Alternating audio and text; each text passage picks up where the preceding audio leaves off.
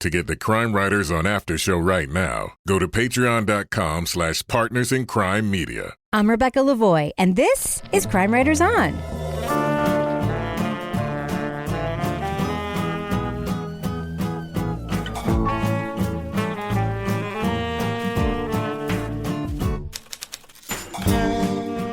Crime Writers On is the original true crime review podcast that digs into true crime, pop culture, other podcasts. And on this episode, who's ready for a number 2? America's favorite true crime teenagers return to investigate who is the Turd Burglar. We'll go back to 2018 for a classic rewind to our review of the sequel to the Peabody Award-winning comedy series, American Vandal. Joining me to get that done and more is true crime author, TV journalist, and host of the These Are Their Stories podcast, my husband and love of my life, Kevin Flynn. Hello, Kevin. Hello, Rebecca. So what are we hearing today during our summer episode of CWO? Okay, well, we said it is the summer, so we still have hot and fresh new episodes of Crime Writers On coming out on Monday. But like we want to do, on Thursday, we go back to some of the great podcasts or documentaries or things that we've seen. And we've asked the listeners, hey, what is it you want to hear us talk about again? Maybe it's something that we had a really great show, or maybe it's just something that you think people who might have missed hearing it or seeing it should go back and do it. So this one is we have a request from Patricia Frazier, who wants us to go back to our October 7th, 2018 review of American Vandal Season 2. And you remember the American Vandal, that first season, we thought that was Genius and sort of groundbreaking and like really encapsulated sort of what the aesthetic of true crime was at the time and is, including reenactments and cello. Yeah, it's very, very funny. So we're gonna go back to that and have a listen. All right, let's take a listen.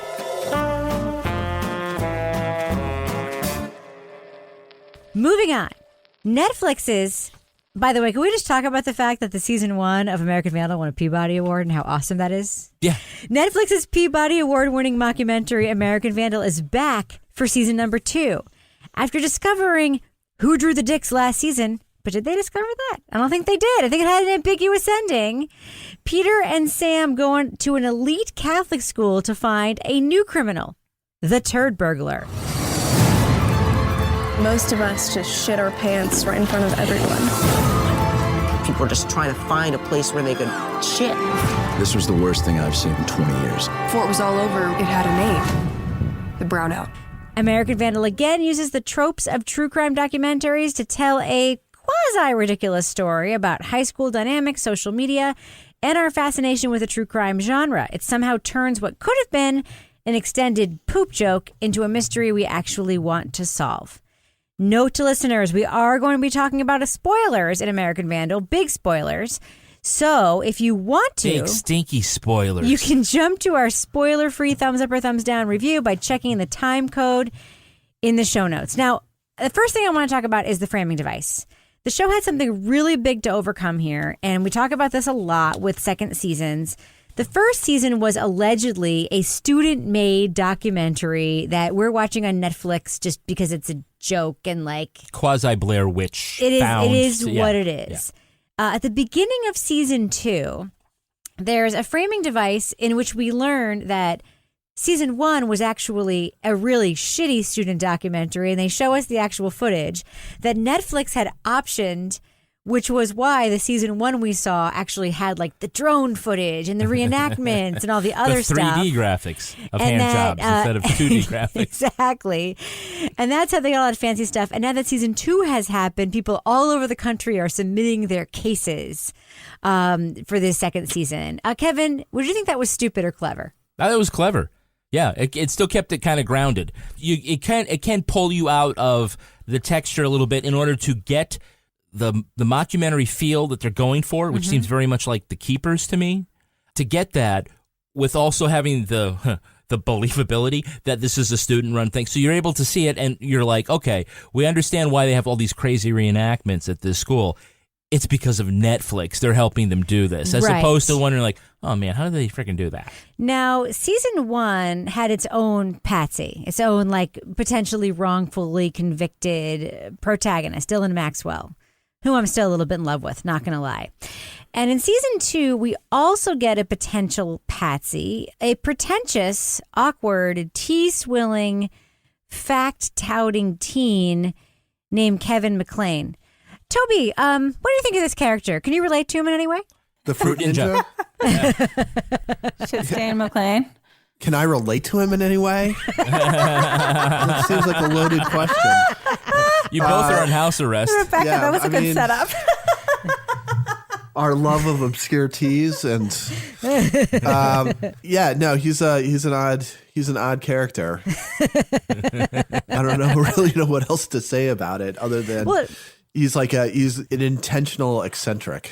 He's an intentional teenage eccentric. Now, Toby, I am curious on a storytelling level, what did you think of the setup of this and that framing device they used to convince us in a 5-minute scene that it's completely okay. There's a season 2 of this thing that high schoolers make that involves them getting on a plane and going across the country. I think they had to do something, right? I mean, unless they're going to just have 2 different kids at a different high school, if you want to keep those characters, you had to come up with some story as to, it's not going to be like, it's going to something else is going to have the high school. In the beginning, someone mowed a dick into the football field. Yeah. Yeah, I mean, it was fine. It was kind of funny. I have to say, given, and granted, Kevin, you and I watched this a couple weeks ago. We didn't watch it this week.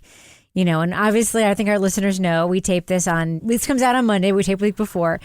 Everything going on this week in the news kind of while watching this show and everything that's happened this week, it did feel like a weird parallel situation. Yeah, because they had skip day in American Vandal, and regardless where you fall and whatever has been happening in our country, we had the same sort of incident during the recent Supreme Court hearings where there was a day where they all went off and they had Beach Week, and there's a lot of parallels to American Vandal.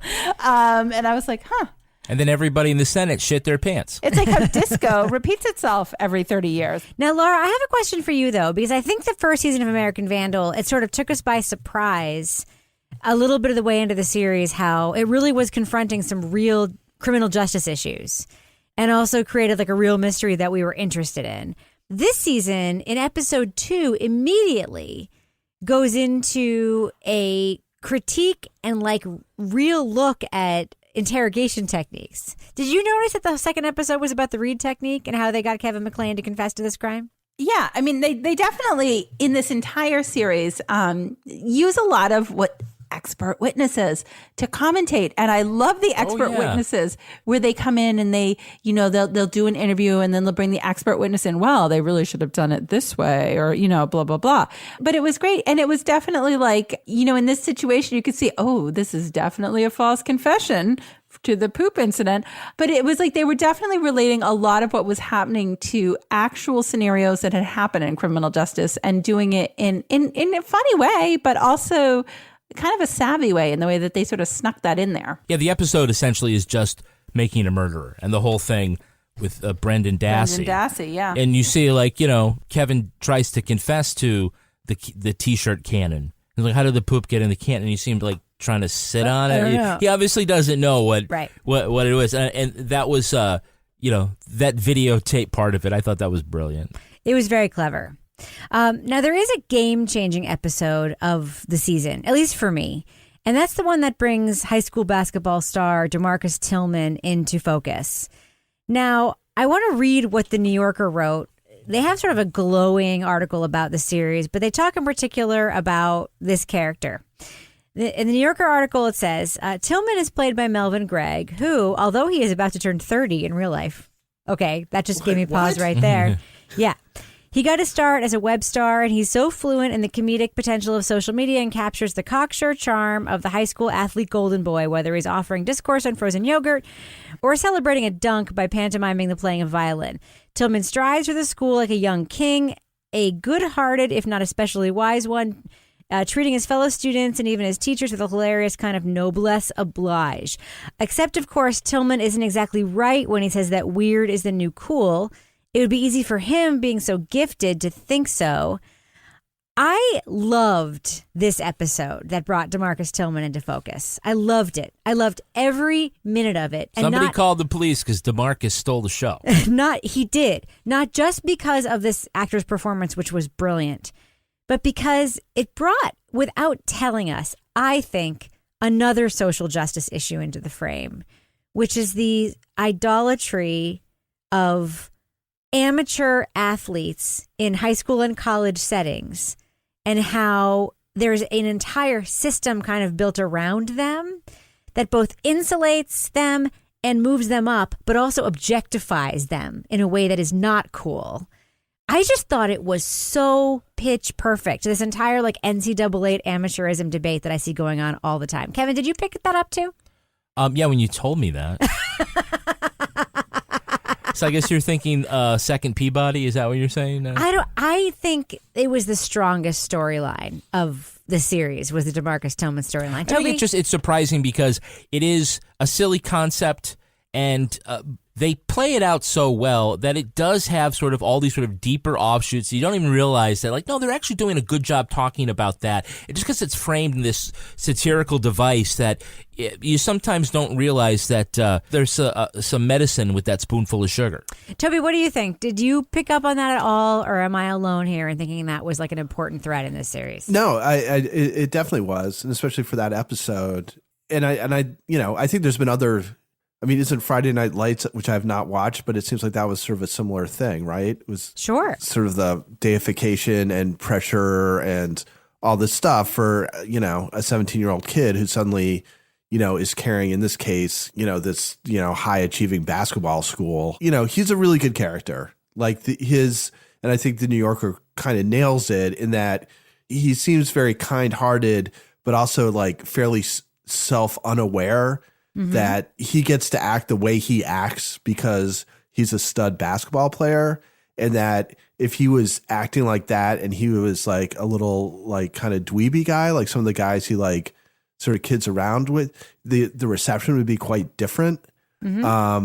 I thought that was good. It was effective. I thought he was an appealing character. I mean, he was like, I think the guy who there's like the closest emotional connection to as the thing goes forward. Oh, I completely agree with you. And he also has this sort of redemptive arc in the series where, Laura, we see him at the, obviously it's sort of a complicated story, which we'll get into in a second, of sort of how the crime and the mystery part of it plays out. But DeMarcus Tillman, as you see, just like with NCAA athletes, has hanger-oners who are sort of dependent on him. Who think that like everything he does or doesn't do is going to change their life too. He's able to act in a way that's privileged. We see him taking cell phone calls in the classroom and just like joking with the teacher about it. But we all see the other side where he's not from this affluent neighborhood where all these other kids are from. He's from a poor neighborhood. Yeah. And that plays a big part in his redemptive sort of arc story too, as we kind of learn more about his culpability, and also in the fact that he's also being objectified and used by the system in his school, right? Yeah, basically. I mean, what my kind of takeaway at the end was like they kind of brought him into this school because he's a really good basketball player, and they let certain things slide. But and so he knows he has a great opportunity at this school, but at the same time, he kind of knows that they're using him. And he also, I think you kind of get the sense, feels this sort of difference in himself as compared to the people that, the girl who has like the whole library named after her family or whatever it was. Exactly. With the giant bust in there who's donated, and that he really came into context, I think, when the guys, and I think it was one of the last episodes, went to his house, and you like see his house compared to the house where they're staying with their big giant corkboards with that girl, Chloe, in like her carriage house or something. The giant fireplace full of logs. Yeah. And then you go to this like little ranch house with like this like, old fence around it where he's from. And I think it just sort of illustrates this sort of divide, but it also sort of illustrates, he definitely was aware of his how he was different from the other kids in the school. Laura Bricker, what did you think of the hot janitor episode? I loved Hot Janitor. Oh my God. That was like my favorite episode of this whole thing. They're like, Hot Janitor. Even the teachers like Hot Janitor, Mrs. So-and-so or whatever. I think the cat lady I loved Hot Janitor. And I loved that Hot Janitor loved kale. And he's like, do you want to try some of my kale? But you know what was funny to me about Hot Janitor was when they went out to his little bus in the woods, all I could think of was Castle Rock. I'm like, oh my God, this is like the guys in the woods in Castle Rock. These guys are going to get murdered out here. 100%. But I liked how he was like super forthcoming. Like he's, oh yeah, blah, blah, blah, blah. And he just like told the whole story with like not even like fighting, telling the truth. Really? There's just so much of this which was funny, but it was like really fast. Yeah. Like when DeMarcus walking through the hallway, it's like, hey, that's Big Head Ed. But he got a big head, though. And then you see, like, him posting on social media, like, him playing with Asian Josh. Yes. He's like, but he's really Mexican. Yes. You know, it just, like, something, like, really fast. It's very high school. Right, but he also, you know, the idea of acceptance, I think, was a very positive thing because, again, I think you touched on this before with the DeMarcus character in other stories. This kid would be the high school jock. Yeah, he would be. This is the benevolent king, right? He here is like, I'm the star, but he gives love to everybody. Thoughtlessly, though. But to the character, in his truth, it's honest, right? He's not the 80s high school movie villain where he's like, I'm the big, you know, swinging dick. I'm going to knock the books out of your hand. Yeah, Revenge of the Nerds or something. Yeah, he was, you know, and that way he was different, and that's part of what made him so charming. What makes the show so charming to me, and I had the same, I think, response to the first season is diversity. Like, there's diversity of characters that are intentional. You know, you have like DeMarcus, who is like intentionally a black character who is being objectified by this very like rich white school for his athletic ability. And that is intentional because it's like a social story they're trying to tell.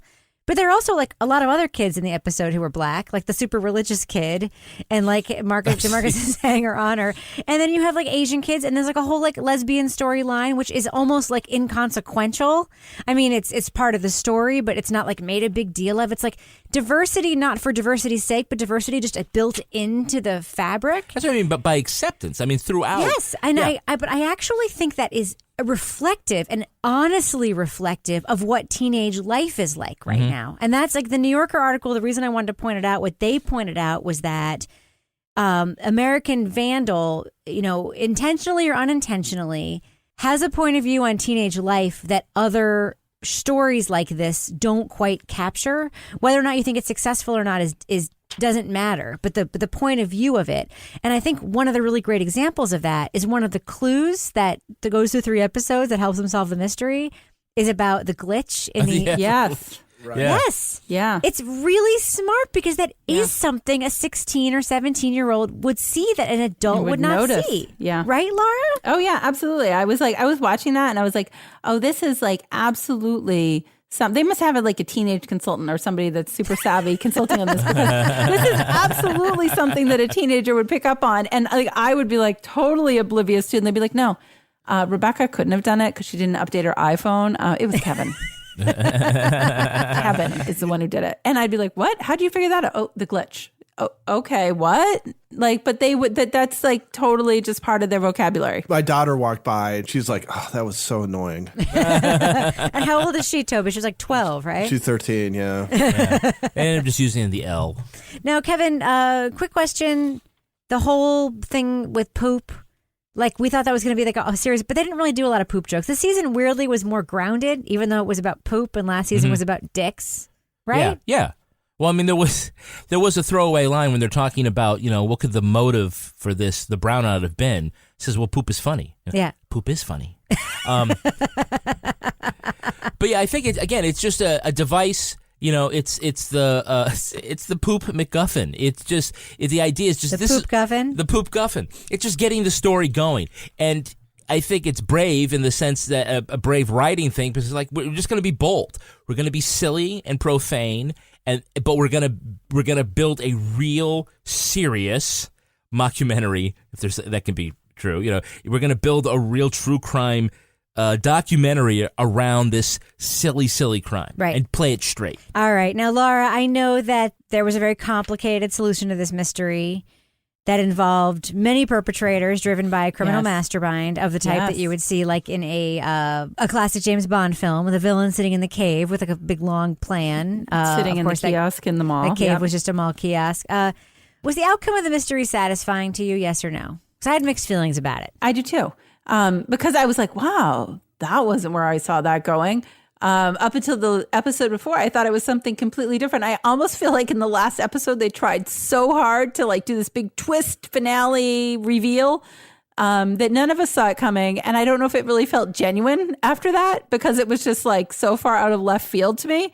Like, where the hell did this guy Grayson come from? I never heard of him. You know, the best part of that whole thing was the dump warning. And I loved other people giving their like where they were when they heard the dump warning. And the kid who was like, I was so scared. I thought we were going to get pooped on. And I was looking in the ceiling. Like, it was just like, so I felt like it was almost like they did try too hard at the end. I did like some of the graphics. I liked the graphics they used of the cell phones in that episode, but not quite where I saw it going, because it kind of went right back to where we started in the end. Quick question. Would you hire the Horsehead Collective to play at your child's party? I don't know. It depends if Miles is part of it, because I think Miles really added to that group once he came in. I mean, he had the whole bat mitzvah, he had the racket going. But don't the you interviews were all really good. Yeah. At first, we didn't know it was poop, but then someone said, it's poop, and we knew. I did love the interviews with the kids. How did you get access to the teacher's lounge? We used journalism. Toby, what did you think of the Horsehead Collective? I'm dying to know. I know you're a big fan of alternative music. Yeah, that's usually right up my alley. My daughter didn't know what I was watching, and she came in and she kind of looked and she kind of squinted at the screen. She's like, "Is this for real?" And I was like, "Yeah, no. Unfortunately, it most certainly is not." I think they've got a future. They just need to mature a little bit. I do think the Horsehead Collective, though, it's another one of those things that's like so in tune with teen culture. Yeah. Yes. Those horse masks, like kids fucking love those horse masks. It's like a Reddit thing. It's like a meme thing. You know, we had to buy, remember we had this like T-Rex costumes that they walked around Oh for my a while? God. One of your kids skied in the T-Rex costume. Yeah, he also skied in a gorilla costume. I'm just going to say. Yeah. That's how they roll. No judgment. There's a group at my son's high school that played on like Spring Fling or something that was not too different. All right. Well, let's do what we do. I mean, I know that we all have differing opinions about this. We just talked about some of the highlights of American Vandal Season 2. But thumbs up or thumbs down, would you recommend of our listeners, if they haven't checked it out yet, should they check out Netflix's follow-up to the Peabody Award-winning American Vandal Season 2? Laura Bricker, what do you think? I say, yeah. You know what? It's a fun watch. It's definitely something kind of lighthearted, but it's also very smart the way that they. It's definitely the ode to the true crime documentary world that we find ourselves in, but done in a very fun way. And you know what? Hot janitor. That's all I'm going to say. That's all you're going to say. What about you, Toby Ball? Would you recommend our listeners check out Season 2 of American Vandal on Netflix? You know, this is a funny one because I didn't really enjoy watching it that much. But I think it was more just everything else that was kind of going on, and I wasn't like in the mood for like something quite like this. So the world was getting you down. Yeah, and it's like okay, now like that's the first for interview. Toby needs to wear a horse head. He'll feel better. Feces everywhere, and I don't want that to discourage other people from watching it, because it is like, as we were talking about it, I started feeling better about it, because there is like a lot of clever stuff, and there's some, especially the character of DeMarcus. I think he's like, a very interesting, strong character for a show. So I would recommend that people check it out, even though I did not like it as much while I was watching it at the time. Yeah, I'm going to give it a thumbs up for me. I mean, American Vandal, when it first came out, was so innovative and crazy, crazy good. Very hard to follow up, obviously. This is a worthy sequel because it was more grounded. It did really show aspects of teenage life that American Vandal Season 1 touched on, but in a more like humorous way. This was much more grounded. I think the themes were bigger and more interesting. And you can quibble as to whether or not it was more addictive or whatever. That doesn't matter.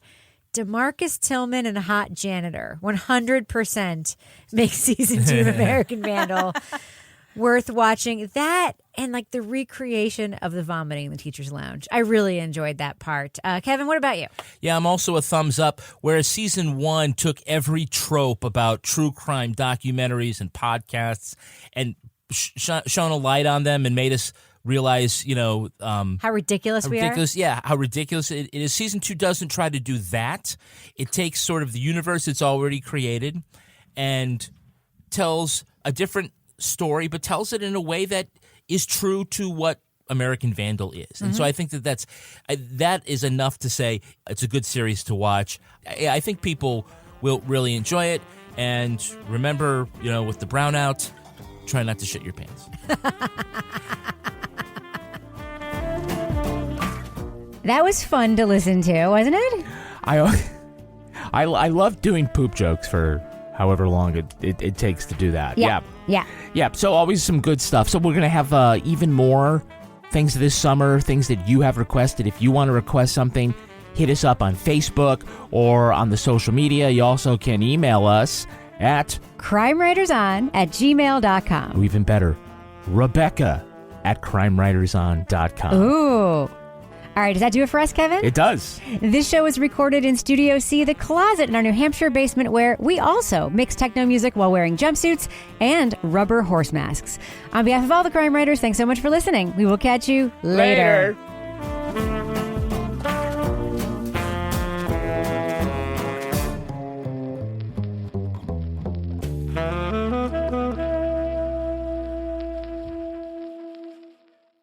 Partners in Crime Media.